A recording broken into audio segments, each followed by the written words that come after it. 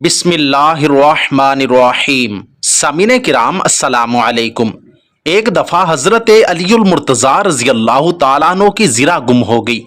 جب تلاش کی تو ایک یہودی کے پاس سے ملی۔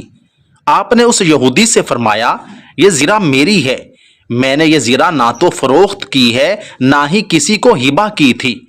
یہودی نے کہا، یہ زرہ میری ہے کیونکہ یہ میرے قبضہ میں ہے۔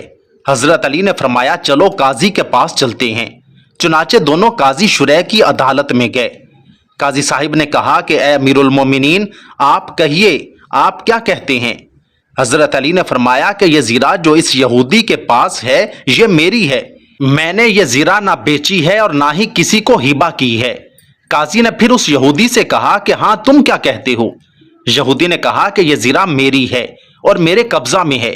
پھر قاضی نے حضرت علی سے کہا، اے امیر المومنین، آپ کے پاس کوئی بینہ یعنی کوئی ثبوت یا گواہی ہے؟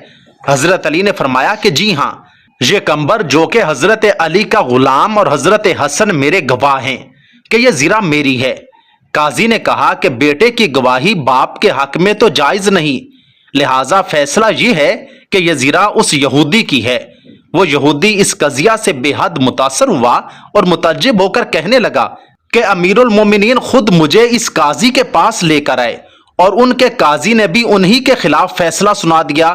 میں گواہی دیتا ہوں کہ یہ دین حق ہے، میں گواہی دیتا ہوں کہ اللہ کے سوا کوئی معبود نہیں، اور میں گواہی دیتا ہوں کہ حضرت محمد صلی اللہ علیہ وآلہ وسلم اللہ کے رسول ہیں۔